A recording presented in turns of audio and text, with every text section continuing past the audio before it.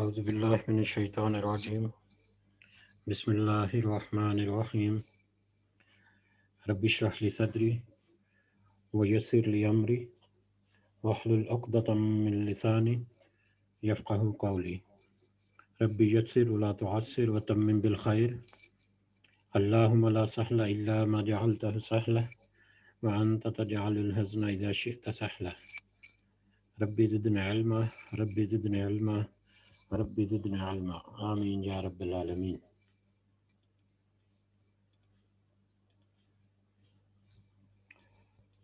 آج ہم انشاءاللہ اللہ کے خاص فضل و کرم سے سورہ آل عمران کی آیت نمبر 111 سے آنورڈ دیکھیں گے۔ اللہ تعالیٰ کا لاکھ لاکھ شکر کہ اس نے ہمیں ہمت اور توفیق دی کہ جتنی ہم ممکن ہے کوشش کر رہے ہیں اس مجلس کو قائم رکھنے کی، کچھ سیکھنے کی، کچھ سمجھنے کی۔ اللہ تعالیٰ سے دعا ہے کہ جو ہم سن رہے ہیں، جو ہم دیکھ رہے ہیں، سمجھ رہے ہیں، اس کا صحیح معنوں میں دنیا میں اور خاص کر آخرت میں اس کا صحیح معنوں میں ہمیں فائدہ بھی نصیب فرمائے، آمین۔ تو آج کے جو آیات ہیں، اگلی آیات، ان اگلی آیات پر جانے سے پہلے میں تھوڑا سا پیچھے ایک سمری کی طرف اشارہ کرنا چاہوں گا، کیونکہ ان آیات میں ہم نے دیکھا پچھلے ایک دو دن جو آیات ہم نے پڑھی ان میں ایک دو آیات جو ہیں وہ بہت ہی اہم اور بہت ہی جامع اور بہت ہی واضح ہیں، اور وہ ایک انتہائی کریٹیکل سچویشن یا کریٹیکل موڑ جو ہے وہ ہماری زندگی شو کرتی ہیں۔ تو ان کی اہمیت اور افادیت کو مزید اجاگر کرنے کے لیے میں چاہوں گا کہ کچھ ایک دو پوائنٹس جو ہیں جو ہم نے پڑھے سورہ بقرہ میں بھی اور سورہ آل عمران میں بھی، ان کو ہم ذرا ریفریش کر لیں، ان کو ذرا دہرائی کر لیں اپنے ذہن میں، تاکہ ہمیں ایک اس وقت جہاں پر ہم کھڑے ہیں سورہ آل عمران کی ان آیات پر، تو اس وقت ہماری پوزیشن کیا ہے، اس وقت ہمارے ہاتھ میں کیا ہے، اور اس وقت اللہ تعالیٰ نے ہمیں کیا کچھ ہمارے سامنے پہلے کھول کر رکھا، جس کی مزید آگے جو ہے نا سٹیپ بائی سٹیپ وضاحت چلتی آ رہی ہے۔ تو اس ضمن میں اگر ہم چلیں اپنے ماضی کی طرف، صرف میں 2-3 منٹ لوں گا، اور مجھے امید ہے کہ یہ 2-3 منٹ جو ہیں وہ اہم ہوں گے ہمیں آگے بڑھنے میں۔ سورہ بقرہ جب ہم نے شروع کی تو شروع میں منافقین کا کافی تذکرہ ملا، اور پھر اہل کتاب یہود و نصارہ اور ان کے بہت سارے معاملات کے بارے میں۔ بہرحال چلتے چلتے ہلکے پھلکے انداز میں چلتے چلتے ایک مقام پر پہنچے جب اہل کتاب جو تھے پہلے یہودی اور عیسائی، وہ کسی طور پر بھی اپنی پرانی روش جو ہے اس کو چھوڑنے کے لیے تیار نہیں، تو اللہ تعالیٰ نے ایک واضح موڑ مسلمانوں کی زندگی میں یا امت محمدیہ کی زندگی میں ایک واضح موڑ جو ہے وہ سامنے لے آیا، یعنی کہ ایک واضح ڈیفرنس، ایک واضح ٹرننگ پوائنٹ جسے کہتے ہیں، وہ تھا تحویل قبلہ۔ اللہ تعالیٰ نے تحویل قبلہ اور اس کے ساتھ ہی امتاً وسطاً، یہ دونوں تقریباً ایک ہی مطلب ایک ہی موضوع یا ایک ہی جگہ کی دونوں واقعات یا دونوں آیات، کہ اللہ تعالیٰ نے مسلمانوں کو ایک انفرادی حیثیت، ایک ان کی اپنی شناخت، ایک ان کا اپنا قبلہ جو ہے، در حقیقت وہی قبلہ اول جس کا بعد میں تذکرہ بھی ہوا کہ در حقیقت وہی قبلہ اول ہے جو حضرت ابراہیم علیہ السلام کا ہے۔ بیت المقدس جو ہے یا یروشلم جو ہے وہ تو بعد میں حضرت سلیمان علیہ السلام یا یہودیوں کے زمانے سے پھر بعد میں اس کو قبلہ بنایا گیا۔ بہرحال مسلمانوں کی ڈائریکشن جو ہے وہ کر دی گئی تحویل قبلہ کے حکم کے ساتھ خانہ کعبہ کی طرف، مکہ مکرمہ کی طرف، اور اس کے ساتھ ہی مسلمانوں کو یا امت محمدی کو ایک امتن وسطن کے درجے پر فائز کر دیا گیا، ایک درمیانی اور معتدل امت جو قیامت تک آنے والے تمام بنی نوع انسان کے لیے ہر طرح سے ایک عدل اور انصاف قائم کرنے والی، پچھلی کتابوں کی تصدیق کرنے والی، دوسرے مذاہب کے لیے بھی رہنمائی دینے والی، اور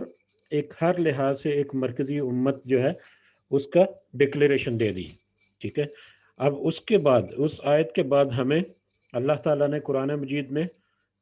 جب ایک مرکزی حیثیت ہمیں مل گئی تو اس کے بعد ہماری کچھ ذمہ داریاں بھی واضح کی گئی ہمارے اوپر. ان ذمہ داریوں میں تھی نماز کے بارے میں، روزے کے بارے میں بڑا تفصیل سے آیا، حج کے بارے میں بہت آیا، پھر زکوٰۃ اللہ کے راستے میں خرچ کرنے کی بہت اہمیت جو ہے اس کا ذکر ہوا، پھر جہاد فی سبیل اللہ، قتال فی سبیل اللہ، اس کے بارے میں بہت ساری ہدایات آئیں. اس کے علاوہ پھر نکاح کے بارے میں اور ازدواجی تعلقات جو ہیں ان کے بارے میں کچھ معاملات کی وضاحت کی گئی، اور اس کے علاوہ وراثت کے معاملات جو ہیں وہ بھی سامنے آئے، اور اس طرح کے بہت سارے اور بھی جو ملتے جلتے معاملات ہیں جو امت، ایک وسطی امت یا ایک درمیانی امت جو ہمیں قرار دیا گیا، ان کی رسپانسبلٹیز اور ان کی جو حقوق ہیں وہ سارے بہت حد تک وضاحت کے ساتھ تھوڑے تھوڑے سے مطلب ہر ٹاپک کو مطلب ذکر کیا گیا. ٹھیک ہے. اب اس کے پیرالل، ان ساری رسپانسبلٹیز کے پیرالل اللہ تعالیٰ نے اس امت وسط جو ہے، ایک درمیانی امت جو امت محمدی جو تھی جو ہے، اس کے لیے اس کا جو ایک دشمن ہے، جو دیرینہ دشمن، جو اہل کتاب، اور اس میں بھی خاص کر یہود و نصارہ میں بھی خاص کر یہودی، ان کی روش اور ان کے بہت سارے معاملات اور ان کی بہت ساری جو خصلتیں ہیں وہ بھی ساتھ ساتھ وضاحت کی. یعنی رسپانسبلٹیز کے ساتھ ساتھ ہدایات اور رہنمائیوں کے ساتھ ساتھ ہمارے اوپر یہ بھی واضح کرتے گئے اللہ میاں کہ تمہارا ایک کھلا دشمن بھی ہے جو تمہارے ساتھ ساتھ چل رہا ہے، اور وہ یہودیوں کی شکل میں، عیسائی اور یہودی دونوں ہیں، بلکہ اس میں یہودی جو ہے وہ زیادہ بڑھ کر اور زیادہ پرلے درجے کے دشمن ہے. ان کی بہت ساری نشانیاں، بہت سارے معاملات، بہت ساری ان کی تدبیریں جو مسلمانوں کے خلاف کرتے تھے وہ گاہے بگاہے ہمیں ملتی رہیں. اب یہ سب کچھ چلتے چلتے ہم ایک اگلے لیول پہ پہنچ گئے. وہ لیول تھا اللہ تعالیٰ نے کہا وَاعْتَصِمُوا بِحَبْلِ اللَّهِ جَمِيعًا وَلَا تَفَرَّقُوا. اب تم ایک امت بن گئے ہو، ایک وسطی امت، اور تمہارے اوپر ساری ذمہ داریاں جو ہیں وہ بھی کچھ حد تک واضح کر دی گئیں، اور اس کے علاوہ تمہیں دشمن کی بھی نشاندہی کر دی گئی. اب تمہارا یہ کام ہے کہ تم ایک اللہ کی رسی یا یہ قرآن جو تمہارے پاس اللہ تعالیٰ نے نازل کیا نبی کریم صلی اللہ علیہ وسلم کے تھرو، اس قرآن کو، اس اللہ کی رسی کو مضبوطی سے پکڑے رکھو، اور اس کے ساتھ ایک بہت ہی اٹل اور بہت ہی مضبوط قسم کی انسٹرکشن ہمیں ملی، بہت ہی واضح قسم کی انسٹرکشن وَلَا تَفَرَّقُوا، کہ دیکھو آپس میں فرقہ مت کرنا، فرقہ بندی میں مت پڑنا، آپس میں پھوٹ مت ڈالنا، پھٹ مت جانا، آپس میں اتحاد اور یکجہتی جو ہے اس کو قائم رکھنا. اور پھر اس کے بعد یہ بھی واضح کر دیا کہ جو تفرقے میں پڑے گا، جو فرقہ بازی میں پڑے گا، اس کا انجام کیا ہونے والا ہے. اس کا انجام بھی سیاہ مطلب چہرے قیامت کے دن جو ہوں گے وہ انجام بھی بتا دیا گیا. اس کے بعد پچھلی آیات میں ہم نے پڑھا کہ پھر اب تم اس لیول پر پہنچ گئے کہ تمہارے پاس ایک قرآن بھی ہے، اور تمہیں یہ بھی انسٹرکشن دی گئی کہ تم نے اس رسی کو مضبوطی سے پکڑ کر آپس میں یکجا ہو کر، متحد ہو کر ایک امت بننا ہے. اب اس ایک امت کے بننے کے بعد اللہ تعالیٰ نے کہا کہ اس امت میں ایک گروہ بھی ہونا چاہیے جو تمہیں، جو بھلائی کی طرف بلائے، برائی نیکی کی طرف، نیکی کا حکم دے اور برائی سے منع کرے. پھر ایک گروہ، ایک متفقہ، ایک پوری متحد امت جو ہے، اس متحد امت میں ایک انٹلیکچوئلز کا، ایک ہائیلی کوالیفائڈ پرسنلز کا، ہائیلی ایجوکیٹڈ، جن کے پاس دنیا کا بھی، جن کے پاس دین کا بھی پورا علم ہو، اور جس طرح کے بھی ہمیں معاملات پیش آئیں اس دنیا میں، چاہے وہ دینی معاملات میں ہے چاہے دنیاوی معاملات میں، ہر طرح کے میٹرز کا ان کے پاس نالج، ان کے پاس سکلز، ان کے پاس انڈرسٹینڈنگ، ان کے پاس اتنی تعلیم ہونی چاہیے کہ وہ ہر طرح کے میٹرز کو اللہ کی ہدایات اور اس کی جو مطلب نبی کریم صلی اللہ علیہ وسلم کی جو سنت اور حدیثوں کی روشنی میں ایک ایسے فتوے یا ایسی رہنمائیاں مسلمان امت کو دے سکیں جو ان کے لیے نہ صرف اس دنیا میں کامیابی کا باعث ہوں بلکہ وہ اس دنیا میں بھی اللہ کی احکام کی پاسداری پہ قائم رکھنے میں مددگار ہوں اور آخرت میں بھی کامیابی کی طرف گامزن رکھیں۔ تو یہ امت کا ایک گروہ جو ہے اس کی رہنمائی کی گئی، وہ امت کا گروہ جو متفقہ ہو، جو انٹلیکچوئل پر مبنی ہو اور جو آتھورائز ہو کہ کس طرح سے ٹیکل کرنا ہے جتنے بھی معاملات آتے ہیں ان سب کو، اور ان ٹیکل کرنے کے ساتھ ساتھ کس طرح سے کیا کیا مطلب اسٹریٹجیز اپنائی جا سکتی ہیں، کیسے کیسے طریقہ کار اختیار کیا جا سکتے ہیں ان سچویشن سے نکلنے کے لیے، تاکہ بھلائی کی طرف بھی آئیں لوگ، اچھائی کے کام بھی کریں اور بدی سے منع بھی ہو جائیں۔ اب اس کے بعد جو پچھلی آیت ہم نے پڑھی اس میں پھر اللہ تعالیٰ نے کہا کہ اب تم اس لیول پہ پہنچ گئے ہو کہ تم اب خیر امہ، اب تم کنتم خیر امت، اب تم ایک بہترین امت ہو گئی ہو۔ میرا پچھلی جو مطلب ریویژن کرنے کا مقصد یہی تھا کہ ہم اگر خیرہ امہ تک پہنچ گئے تو اس کا مطلب اس سے پیچھے بہت سارے معاملات ایسے اللہ تعالیٰ نے ہمارے اوپر کھول کر بیان کیے جن کو پوری طرح سے ہمیں اپنی زندگی میں یا اپنے معاملات میں یا اپنے اجتماعی معاملات میں، اجتماعی جو ہماری حیثیت ہے اس میں، ان سب کو ون بائی ون کر کے لے کر آنا ہے۔ ان سب کو لے کر آئیں گے تو اب ہم خیرہ امتن کے حقدار ہو گئے، اور جب ہم خیرہ امتن کا حقدار ہو گئے تو اس کا مطلب ہے کہ ہم کیا کرتے ہیں، یہاں پر ہے کہ اخرجت، یہ امت جو ہے یہ امت نکالی گئی ہے، یہ امت نکالی گئی۔ کیسے نکالی؟ پچھلے جتنے ہم نے آج ذکر کیا وہ سب کو بتدریج ہم نے ون بائی ون کر کے امپلیمنٹ کیا، اور سب امپلیمنٹیشن کے بعد اب یہ ایک ایسی امت نکلی ہے جو بہترین امت ہے، جو بھلائی کی امت ہے، جو کیا کرتی ہے، جو لوگوں کو حکم دیتی ہے نیکی کا اور برائی سے منع کرتی ہے، برائی سے روکتی ہے۔ نیکی کا حکم جہاں پر ضرورت ہے، برائی کا حکم جہاں پر اور جیسے ممکن ہے، ہاتھ سے روکنا ہے یا زبان سے روکنا ہے یا کم از کم دل سے روکنا ہے، یہ جتنے بھی درجے ہیں، لیکن دل سے روکنا تو دل سے برا جاننا تو بہت ہی کمزور ترین درجہ ہے۔ اب اس لیول پر ہم پہنچ گئے کہ خیرہ امہ، لیکن اس کی پوری پری ریکوزٹ جو ہیں، پوری جو اس کی ریکوائرمنٹس ہیں، وہ پچھلی آیات میں یا سورہ بقرہ کی اور آل عمران کی اب تک کی آیات میں ہمیں بہت کچھ اس کی رہنمائیاں ملی۔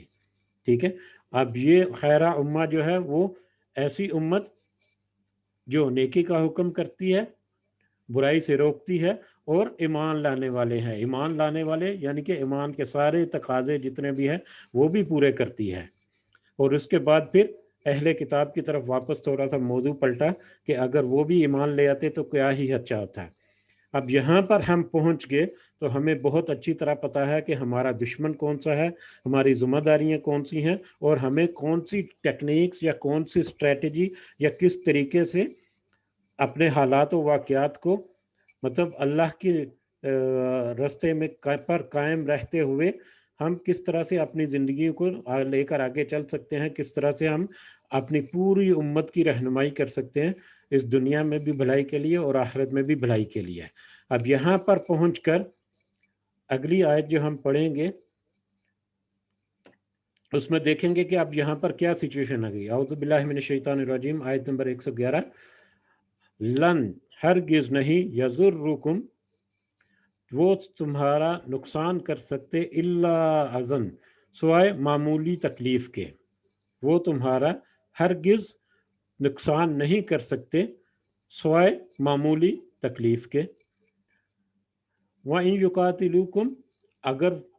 اگر وہ سب تم سے لڑیں. یقاتلو کا مطلب ہے یہاں پر کہ قتل، یعنی جنگ کرنا، قتال کے ساتھ قتل کریں. اگر وہ سب لڑیں تم سے، یعنی قتال کریں تم سے، یولوکم، تو وہ پھر بھاگ جائیں گے تم سے، ادبار پیٹ پھیر کر، وہ تم سب سے پیٹ پھیر کر بھاگ جائیں گے. اگر کوئی ایسا موقع آ جائے کہ جہاں پر قتال کرنا یا جنگ کرنے کا موقع آ جائے، تو وہ اتنے ڈرپوک ہیں کہ وہ تمہیں پیٹھ دکھا کر بھاگ جائیں گے. ثم لا ینصرون، پھر وہ مدد بھی نہیں کیے جائیں گے. اب یہ آیت دیکھنے میں بہت آسان مانی رکھتی ہے، لیکن اس کی ہم اگر تھوڑی سی کریٹیکل انالیسس کریں تو یہ بہت ہی وسیع معنی رکھتی ہے. خاص کر اس آیت کا پہلا حصہ جس میں کہا گیا کہ وہ تمہیں ہرگز نقصان نہیں پہنچا سکتے سوائے معمولی تکلیف کے. یہ یہاں پر خاص طور پر یہودیوں کے بارے میں ذکر ہوا کہ یہودی جو ہیں وہ ذاتی طور پر کمزور لوگ ہیں، یعنی جسمانی طور پر وہ اس قابل نہیں کہ وہ تم سے دست بدست قتال کی صورت میں قتال والی لڑائی جو ہے وہ کر سکیں. ٹھیک ہے، لیکن ہاں البتہ اگر وہ تمہیں تھوڑا بہت معمولی نقصان ضرور پہنچائیں گے. یہاں پر یہ جو ورڈ آیا ہے اذن کا مطلب ہے معمولی تکلیف. یہ معمولی تکلیف کا مطلب ہے زبان سے مطلب اس طرح کے کلمات ادا کرنا، ذہنی طور پر ٹارچر کرنا، یعنی جس میں دست بدست لڑائی یا مطلب جیسے جنگ کی سچویشن ہے وہ نہیں، لیکن آپ کے معاشرتی طور پر یا معاشرے میں آپ کے ساتھ ایسی باتیں کرنا، وہم و گمان وسوسے ڈالنا، جیسا کہ پہلے ذکر ہوا، طرح طرح سے باتوں میں اذیت دینا، زبان درازی کرنا، اس طرح سے مطلب ایسے معاملات جس میں کہ مطلب ایک بندہ جو ہے وہ کفت کا شکار ہوتا ہے یا وہ ذہنی ٹارچر کا شکار ہوتا ہے، ذہنی اذیت سے دو چار ہوتا ہے، تو اس طرح کی وہ تمہیں ذہنی اذیتیں ضرور دیں گے. ایسی ذہنی اذیتیں وہ دے سکتے ہیں. ٹھیک ہے، اب ایسی ذہنی اذیتیں آج کی دنیا میں اگر ہم دیکھیں، اس وقت کے دور میں ہم نے دیکھا تھا کہ وہ صحابہ کرام کے ساتھ کس طرح سے منافق انہوں نے ایک پلانٹ کیے کہ جا کے مسلمانوں کے گروہ میں ان کے وسوسے ڈالو اور صبح جا کے ایمان لے آنا اور شام کو دوبارہ کفر کی طرف لوٹ آنا. لوگ سمجھیں گے کہ پتہ نہیں کیا معاملہ ہے کہ یہ اتنے پڑھے لکھے بندے تھے لیکن پھر بھی یہ اسلام چھوڑ کے واپس چلے گئے، تو اس کی کیا ریزن تھی. اس وقت کے حالات کے مطابق انہوں نے اس وقت کی ٹیکنیکس جو ہیں وہ یوز کی. آج کے حالات میں وہ کس طرح سے یہ معمولی سا نقصان پہنچا رہے ہیں کہ انہوں نے ہمارے ذہنوں کے اوپر پوری طور پر قبضہ کیا ہوا ہے. آج ہمارے ذہن جو ہیں وہ پوری طور پر مفلوج ہو چکے ہیں ان یہودیوں کے اس فتنے کی وجہ سے جو ہمیں آج ملتے ہیں اس دنیا میں، سوشل میڈیا میں، آپ کے پرنٹ میڈیا میں، یہ موویز میں. اب ہماری نئی جنریشن جو ہے وہ کس طرح سے مطلب بگڑ چکی ہے اور اس قدر ہمارے ہاتھوں سے نکل گئی کہ وہ ان کو اب کنٹرول کرنا ممکن نہیں رہا. خیر، یہ میں نے صرف اشارتاً بات کر دی. اس میں یہ آپ اس میں سوچیں گے تو آپ کو بہت ساری باتیں، بہت سارے خرافات اور بہت سارے معاملات ملیں گے. پھر ہماری امت میں ایسی چیزیں پلانٹ کر دی گئیں کہ ہم ان کو آئیڈیالائز کرتے ہیں، ان کے لباس کو آئیڈیالائز کرتے ہیں، ان کی سوسائٹیوں کو آئیڈیالائز کرتے ہیں، ان کے رسم و رواج ہم نے آدھے سے زیادہ اپنی زندگیوں میں ڈالے ہوئے ہیں، اور اپنی جو دین کے جو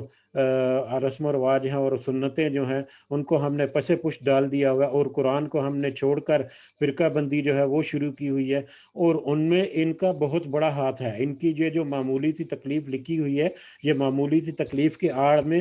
ہم بالکل پھٹ کر رہ گئے ہیں. ایک تو فرقہ واریت کی وجہ سے انہوں نے پیسہ بھی یوز کیا، انہوں نے ٹیکنالوجیز یوز کی، انہوں نے بے رہروی کے طریقے استعمال کیے. ہم اگر ماضی میں پچھلے 200-250 سال میں پہلے دیکھیں تو انہوں نے پیسہ بہت خرچ کیا مسلمانوں کو مطلب قرآن سے ہٹانے کے لیے، اور اس کی بھی بہت ساری پریکٹیکل ایگزامپلز آپ کو مل جائیں گی. یہ سب کچھ ہماری پیٹھ میں چھرا گھونپا گیا، بہت ہی معمولی سی باتیں اب ہماری زندگیوں میں امپلیمنٹ کر کے. ٹھیک ہے، تو یہ کہنے میں تو بہت سمپل سی آیت ہے، لیکن اس کی جو دور رس انداز جو ہے وہ بہت زیادہ ہے اس آیت کے اس حصے کے. ٹھیک ہے، تو وہ یہودی جو ہیں وہ تمہیں کچھ معمولی سا نقصان پہنچا سکیں گے. اب وہ معمولی سا نقصان ہی کتنا بڑا ہے اس کا ہم اندازہ نہیں کر سکتے. ٹھیک ہے، اس کے بعد کہا کہ اگر وہ جنگ کے بارے میں، جنگ کا معاملہ آ جائے، یقاتلونکم، کہ اگر وہ ایسا کوئی سچویشن آ جائے کہ قتال تک میٹر آ جائے، تو وہ پیٹ پر پھیر کر بھاگ جائیں گے. وہ بہت ہی کمزور قوم ہے، لڑنے والے نہیں ہیں. یہ تو ہمیں مطلب پچھلے اس وقت کے دور سے بھی پتہ چلا، جب وہ اوس اور خزرج جو قبیلے تھے دو، ان کے ساتھ ان کی جب لڑائی ہوتی تھی تو وہ ہار جاتے تھے. یہ جو یہودی اور عیسائی جو ہے یہ ہار جاتے تھے، ان سے مار کھاتے تھے، مغلوب ہو جاتے تھے. تو پھر وہ اعلان کرتے تھے کہ ہمارا ایک نبی آنے والا ہے، وہ نبی جب آئے گا تو ہم دیکھنا اس کے ساتھ مل کر تمہارے خلاف پھر جنگ لڑیں گے اور پھر تم پہ ہم غلبہ حاصل کر لیں گے. اور کیا ہی اللہ کی شان کے دیکھیں، وہ اوس اور خزرج جن کو وہ چیلنج کرتے تھے، اوس اور خزرج جو ہیں انہوں نے سب سے پہلے اسلام قبول کر کے لیا، اور اہل کتاب جو تھے وہ وہیں مشرک کے مشرک اور کافر کے کافر ہی ٹھہرے. بہرحال یہ اس لیول پر پہنچنے کے لیے ہم نے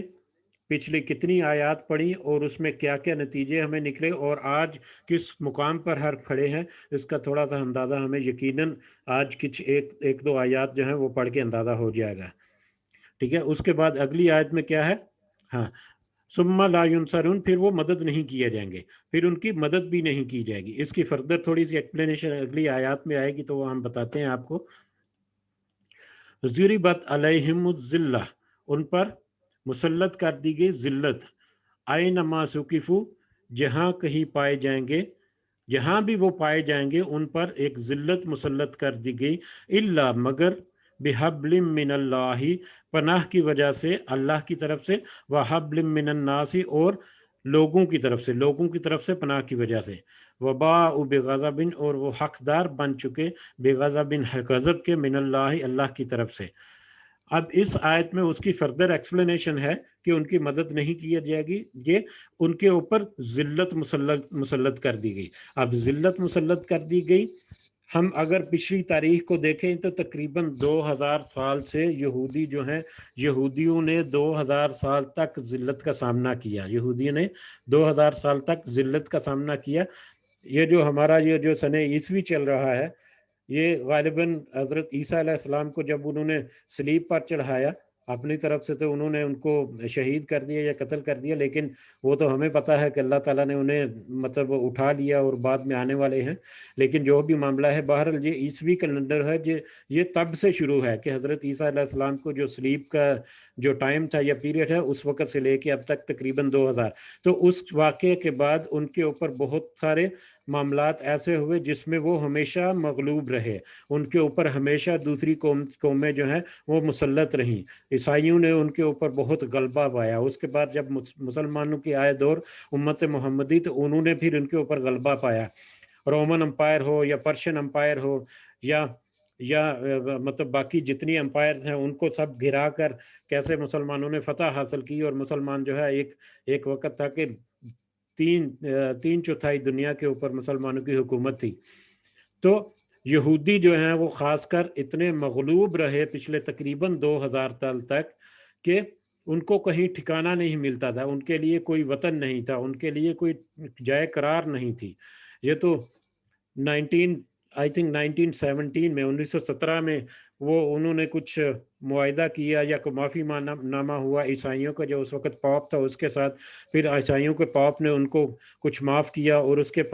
بعد پھر فلسطین کے سرزمین جو ہے، جو آج یہ اسرائیل جو بنا ہوا ہے، اس میں پھر ان کی تھوڑی سی آباد کاری کا راستہ جو کھولا گیا عیسائیوں کی مطلب کوشش کے بعد. پھر انہوں نے تھوڑی سی جگہ لی، اس کے بعد پھر 1947 میں پھر وہ ڈکلیئر کر دیا اسرائیل کو ایز اے ریاست. اور اس کے بعد کیسے پھر انہوں نے دھوکے کے ساتھ زمینیں تھے اسرائیل میں، یہ یروشلم میں اور فلسطین میں، اور پھر مسلمانوں کی بھی ایک مطلب بدقسمتی یا ان کی بھی ایک لالچ کہ پیسے کے لالچ میں آ کے انہوں نے اپنی زمینیں بھی فروخت کی. اور اب وہ کس قدر مطلب مشکل حالات میں گزر رہے ہیں فلسطین کے لوگ. تو یہ تو اب ہوا، وہ کیوں ہوا وہ بھی اسی آیت میں ہمیں ملتا ہے، ٹھیک ہے. اب وہ تھوڑی سی حیثیت میں ہے. اب ہٹلر نے کیا کیا تھا جرمنی میں، ان کے ساتھ تقریباً 60 لاکھ یہودیوں کو قتل کر دیا، اور ہٹلر نے کہا تھا کہ یہ تھوڑے بہت یہودی جن کو میں نے زندہ چھوڑ دیا، یہ اس لیے کہ آئندہ آنے والی جو قومیں ہیں یا آئندہ آنے والی جو نسلیں ہیں وہ یہ یاد کر کے مانیں گی کہ میں نے ان کو کیوں قتل کیا۔ اس قتل ذلیل اور اس قدر مطلب ذلیل قوم ہے یہ یہودی، ٹھیک ہے۔ تو یہ تھوڑی سی مطلب انٹروڈکشن بھی مجھے لگا کہ ضروری ہے، کیونکہ اللہ تعالیٰ نے کہا کہ ان کو ذلت اور مسکینی جو ہے ان کے اوپر لاگو کر دی گئی، 2000 سال سے زیادہ تک ان کے ساتھ ایسے معاملات ہوئے۔ ہاں، ان کو تھوڑی بہت اگر عزت ملے گی تو کیسے؟ الا بحبل من اللہ، ما سوا اس کے کہ اگر اللہ کی طرف سے کوئی پناہ ہو۔ اللہ تعالیٰ کی طرف سے کوئی پناہ کا مطلب کہ بہت سارے معاملوں میں ہمیں پتہ ہے کہ جب بھی ہم جنگ کا معاملہ ہے، جنگ کے کچھ رولز ہیں جو مسلمانوں کے اوپر اللہ تعالیٰ نے فرض کیے ہیں۔ ان میں مثال کے طور پر اگر کوئی مسلمانوں کی امان میں آ جائے تو اس کے ساتھ ہتھیار نہیں اٹھا سکتے، عورتوں کا اور بچوں کا قتل یا ان کے ساتھ زیادتی جو ہے اس سے بالکل منع کر دیا گیا۔ اب مسلمان کی امت مسلمان ملک میں آ جائیں یا کسی مسلمان قبیلے یا کسی مسلمان کے پاس اگر وہ پناہ لے لیں تو اس ریاست کی ذمہ داری ہے کہ وہ ان کی حفاظت کریں، ٹھیک ہے۔ تو یہ اللہ تعالیٰ کی طرف سے ایک کہہ لیں کہ جو ہمیں انسٹرکشن ملی ہیں ان کی طرف سے، اللہ تعالیٰ کی طرف سے ایک ریلیکسیشن ہے کہ انہوں نے ہم سے پناہ لے لی۔ اگر انہوں نے اللہ تعالیٰ کی کسی شریعت کی کسی ہدایت کے تحت ان کو اگر پناہ دینی پڑے تو اللہ تعالیٰ کی طرف سے ایک ریلیکسیشن مل جائے۔ یا دوسری وجہ کیا ہو سکتی ہے؟ وَحَبْلٍ، اور پناہ کی وجہ سے من الناس، لوگوں کی طرف سے۔ اب اس کے علاوہ جو ہے جو آج کل انہوں نے پناہ لی ہوئی ہے وہ ہے عیسائیوں کے بل بوتے پر۔ جیسا کہ ذکر ہوا کہ 1917 میں انہوں نے معافی کی اور پھر عیسائی کے پوپ نے ان کو معاف کر دیا، اس کے بعد ان کو تھوڑی سی ویلیو دی، پھر ان کے پاس انہوں نے فیسیلیٹیٹ کیا کہ کیسے اسرائیل کی ریاست بنانی ہے اور کیسے پھر آگے لے کے چلنا ہے یہ سارے معاملے کو۔ تو پھر ان کی تھوڑی سی حیثیت جو برقرار ہونا ضروری ہوئی، اور آج بھی ان کے پاس جتنا حسب و نسب ہے یا جتنی ان کی ٹیکنالوجی ہے یا جتنا کچھ ہے ان کے پاس، وہ صرف اور صرف یہودیوں کے بل بوتے عیسائیوں کے بل بوتے پر۔ آج اگر امریکہ جو ہے وہ اپنی سپورٹ ان سے نکال دے تو وہ یہودی جو ہے وہ کسی کام کے نہیں، وہ پھر ذلیل و خوار ہیں۔ آج بھی ہم نے آج بھی دیکھا ہے کہ یہ جو ڈونلڈ ٹرمپ آیا تھا اس نے پچھلے 5 سال میں کس طرح سے ایک منافرت جو ہے وہ پیدا کی اور مسلمانوں کے درمیان ایک پھوٹ ڈالی، اور ہم نے دیکھا کہ گلف ریجن میں بھی کیا ہوا، اور ایسے حالات پیدا کر دیے کہ کچھ ممالک جو ہیں انہوں نے اسرائیل کو تسلیم بھی کر لیا، اور قریب تھا کہ سعودی عرب بھی اس کو تسلیم کر لیتا کہ ڈونلڈ ٹرمپ جو ہے اس کی حکومت چلے گی، اور اب وہ پولیٹیکلی کچھ سچویشن چینج ہو گئی۔ تو یہ ساری جو مطلب سپورٹس ہے یہ ان عیسائیوں کی وجہ سے ہی مل رہی ہے، جن کی وجہ سے یہودی آج کچھ پوزیشن جو ہے وہ حاصل کیے ہوئے، ادروائز وہ انفرادی طور پر ان کی کچھ حیثیت نہیں ہے۔ آج اگر یہودی ان کے مطلب پیچھے سے ان کے نیچے سے اپنا کندھا نکال دیں تو وہ عیسائی آج ان کے نیچے سے اگر کندھا نکال دیں تو یہودی جو ہیں وہ آج بھی مغلوب اور ذلیل و خوار قوم ہے، ٹھیک ہے۔ اور اس کے بعد اللہ نے کہا اور وہ سب حقدار ہیں، بن چکے ہیں اللہ کے غضب کے، جو یقیناً جس طرح کی اس کی انہوں نے معاملات کیے وہ اللہ کے غضب کے ہی حقدار ہیں۔ وَضُرِبَتْ عَلَيْهِمُ الْمَسْكَنَةُ، اور ان کے پر مسکینی اور محتاجی جو ہے وہ مسلط کر دی گئی، جیسا کہ ہم نے تذکرہ کیا۔ ذَلِكَ بِأَنَّهُمْ، یہ اس وجہ سے ہے کہ بے شک وہ کانوا تھے، یکفرون، انکار کرتے بھی آیات اللہ کی آیات کا، انہوں نے اللہ کی آیات کا انکار کیا۔ وَيَقْتُلُونَ الْأَنْبِيَاءَ، اور انبیاء کو، نبیوں کو بھی قتل کیا۔ اب بہت سارے نبیوں کو، کچھ نبیوں کو بھی انہوں نے قتل کیا، اور اس میں سب سے لیٹسٹ مثال جو ہے حضرت عیسیٰ کے ساتھ کیا انہوں نے کرنے کی کوشش کی اپنی طرف سے، تو انہوں نے اپنا معاملہ کیا ہوا ہے۔ تو بہرحال انہوں نے اللہ کی آیات کو بھی جھٹلایا اور نبیوں کو بھی قتل کیا بغیر حق کے ناحق طور پر، ناحق نبیوں کو بھی قتل کیا۔ ذالک بما عصوا، یہ اس وجہ سے تھے کہ عصوا، وہ سب نافرمانی کرتے تھے، وکانوا یعتدون، اور وہ سب حدوں سے نکل جاتے تھے، حدوں سے نکلنے والے تھے، جتنی اللہ نے ان کے لیے حدیں مقرر کی وہ سب حدوں کو پار کر جاتے تھے۔ लईस सवाअन, ये सब नहीं है एक जैसे। हाँ, अब उसमें थोड़ी सी आगे पिछली आयत में हमने देखा था कि अल्लाह ताला ने कुछ नरमी का भी मुजाहरा किया उन यहूदी और ईसाइयों में, उन लोगों के लिए जो कुछ नरम गोशा रखते थे, जो कुछ मतलब माइल भी थे इस्लाम की तरफ, कुरान की तरफ या नबी करीम सल्लल्लाहु अलैहि वसल्लम की तरफ, लेकिन किसी मसलहत की वजह से या किसी दुनियावी या किसी मजबूरी के तहत वो अपना इजहार नहीं कर सकते थे। तो उनके बारे में थोड़ा सा तज़किरा पहले हो चुका। अब उसकी फर्दर जो है थोड़ी सी डिटेल, लईसु सवाअन, ये सब नहीं है एक जैसे, यानी कि उनमें यहूदी और ईसाइयों में सब एक जैसे नहीं है। मिन अहलिल किताब, अहले किताब में से, मिन अहलिल किताब, अहले किताब में से, उम्मतिन, एक ग्रोह ऐसा है, काइमतुन, कायम रहने वाला है, यतलूना, वो सब पढ़ते हैं, आयातिल्लाही, अल्लाह की आयात को, अना अल-लैली, रात के औकात में, वहुम यसजुदून, और वो सब सजदा भी करते हैं, और वो सब सजदा करते हैं, सजदा करते हैं। ठीक है, इससे अगली आयत पढ़ते हैं, फिर थोड़ी सी इसकी एक्सप्लेनेशन हमें मिल जाएगी आसानी से। युमिनून बिल्लाही, वो सब ईमान रखते हैं अल्लाह पर, वल यौमिल आखिरी, और आखिरत के दिन पर, आखिरत पर, यौम आखिरत पर, व यामुरून बिल मारूफ, और वो हुक्म देते हैं भलाई का, नेकी का, व यनहौना अनिल मुनकरी, और वो बुराई से भी रोकते हैं,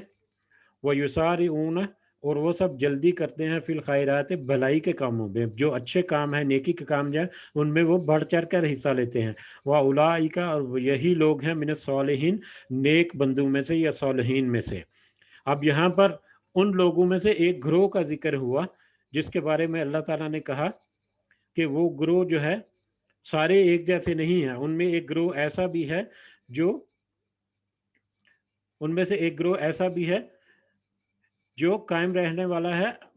मतलब अपनी अपनी किताब पर, अपने मतलब ईमान पर कायम रहता है। वो पढ़ते हैं अल्लाह की आयत को या अल्लाह की किताबों को पढ़ते हैं, और रातों के औकात में वो सजदे करते हैं, यानी इबादत करते हैं। अब इसमें उन लोगों की तरफ इशारा है, नंबर एक, के उस वक़्त जो ईसाइयों से या यहूदियों से, ख़ासकर ईसाइयों से बहुत सारे लोग थे जो मुसलमान हुए थे, और जब वो मुसलमान हुए, एक तो हमें यह पता है कि यहूदियों में खासकर जो कट्टर यहूदी थे, जो बहुत ही मतलब पढ़े लिखे और बहुत ही मतलब जिसको कह सकते हैं ईमान वाले यहूदी और ईसाई थे, उन्होंने तो नबी करीम सल्लल्लाहु अलैहि वसल्लम को जैसे ही उनकी निशानियां मिली वैसे ही उनको पहचान लिया, और बहुत सुन्नत इस्लाम भी कबूल कर लिया। बहरहाल बाद में भी आहिस्ता आहिस्ता से करके कुछ लोग आए जो इस्लाम की तरफ आए, फिर उन्होंने इस्लाम में आकर बहुत अहम रोल अदा किए। उन्होंने जितनी उम्मत की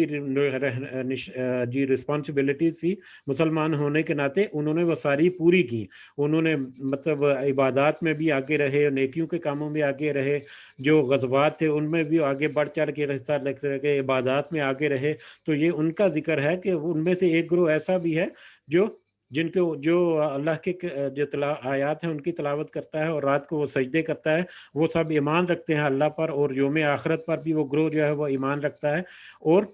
वो सब हुक्म देते हैं नेकी का और बुराई से भी रोकते हैं। ये भी हमने पढ़ा जो मुस्लिम उम्मा के लिए मतलब रिस्पॉन्सिबिलिटी दारी, और वो सब जल्दी करते हैं भलाई के कामों में, और वही लोग सालेहीन में से हैं। ठीक है, ये सारी जो खसूसियात हैं जो मुसलमानों की, ये उनमें मौजूद हैं। अब जैसे कि मैंने जिक्र किया कि एक तो हैं वो ग्रोह या वो लोग जो उस वक़्त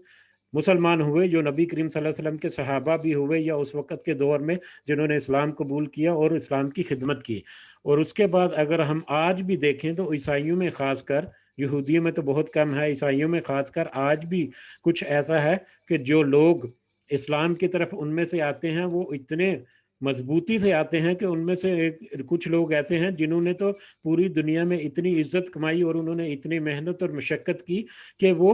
एक बहुत अहम मुकाम हासिल कर चुके हैं हमारी मुसलमान कौमों में। उसमें बहुत सारी मिसालें आपको मिल सकती हैं। उसमें इब्राहिम ग्रीन जो है वो एक मिसाल है, यूसुफ एस्टिस जो है वो एक मिसाल है, उसके अलावा कुछ और भी मिसालें हैं। एक और मिसाल मतलब मुझे अब उसका नाम अचानक याद नहीं आ गया, वो पिछले दिनों में आर्मी का कुछ बंदा था यूएसए का, जिसने मुसलमानों की एक मस्जिद को बम से उड़ाने के लिए मतलब कोशिश की, کی پلاننگ کی، یہ ابھی ریسنٹلی کی بات ہے، اس کا کچھ انٹرویوز بھی آئے، لیکن جب اس نے یہ پلان فائنلائز کر لیا تو اس نے سوچا کہ میں ایک دفعہ مسجد میں جا کر دیکھوں تو صحیح کیا ہوتا ہے۔ ایک دفعہ وہ مسجد میں گیا، اللہ نے اس کے دل میں ایسی ہدایت ڈالی کہ وہ ایسا دین کے ساتھ جڑا کہ آج وہ دین کی تبلیغ کر رہا ہے۔ وہ چیزیں جو ہمارے جیسے جو ٹوٹی پھوٹی عبادت کرنے والے ان کے نصیب میں نہیں، جو شاید صرف پیدائشی طور پر مسلمان ہیں، اور وہ لوگ جو ہیں جنہوں نے بہت بعد میں اپنی جوانی اور بڑھاپے کی عمر میں ساری عمر کیسے کیسے گزار کے آخری عمر میں جب انہوں نے اسلام قبول کیا، اور وہ ہم سے اتنا آگے بڑھ گئے کہ ہم ان کی مثالیں دیتے اب تھکتے نہیں ہیں۔ ٹھیک ہے، تو یہ ان لوگوں کا، اس گروہ کا ذکر کیا اللہ تعالیٰ نے جو ہدایت لے کر کامیابی کے ساتھ اسلام کے اوپر عمل کرتے ہیں اور سب کے لیے مشعل راہ بھی بنتے ہیں، اور انہیں کے لیے آگے ہیں وما یفعلوا، اور وہ جو سب کام کریں گے من خیر، بھلائی میں سے، فلاں یکفروہ، تو اس کی ناقدری نہیں کی جائے گی۔ ظاہر ہے اب انہوں نے جو مطلب اسلام قبول کر کے جو اسلام کی خدمت کی، جو بلائی کا کام کیے، یقیناً اس کی ناقدری تو نہیں کی جائے گی۔ واللہ علیم بالمتقین، اور اللہ جل جو ہے وہ خوب پرہیزگاروں کو، متقیوں کو خوب اچھی طرح سے جاننے والا ہے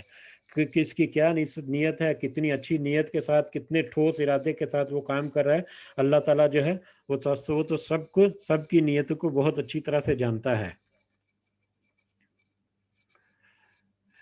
آج یہیں پہ بس کرتے ہیں، کل 5 آیات اگلی پڑھیں گے، 5-6 آیات، اس کے بعد پھر موضوع جو ہے بالکل ہی بدل جائے گا۔ تو اللہ تعالیٰ سے دعا ہے کہ ہم نے جو پڑھا، اگر ہمیں کچھ کہنے سننے میں کچھ کمی ہو گئی یا کچھ ایسی گستاخی ہو گئی تو اللہ تعالیٰ ہمیں معاف فرمائے، اور اگر کوئی ریاکاری کا معاملہ ہے تو اللہ تعالیٰ ہمیں اس سے بھی معاف فرمائے، اور ہمیں صحیح فہم اور صحیح سمجھ جو ہے وہ عطا کرے۔ اور آج کے معاملات یا آج کے جو چیلنجز ہیں، اللہ تعالیٰ ہمیں ان پر بھی پورا اترنے کی توفیق عطا فرمائے۔ سبحان ربک رب العزت عما یصفون وسلام علی المرسلین والحمد للہ رب العالمین۔ سبحانک اللہم و بحمدک، اشہد ان لا الہ الا انت، استغفرک و اتوب الیک۔ جی اجازت چاہتے ہیں، پھر سب کو دعا میں ضرور یاد رکھیں۔ وما علینا الا البلاغ۔ السلام علیکم ورحمۃ اللہ وبرکاتہ۔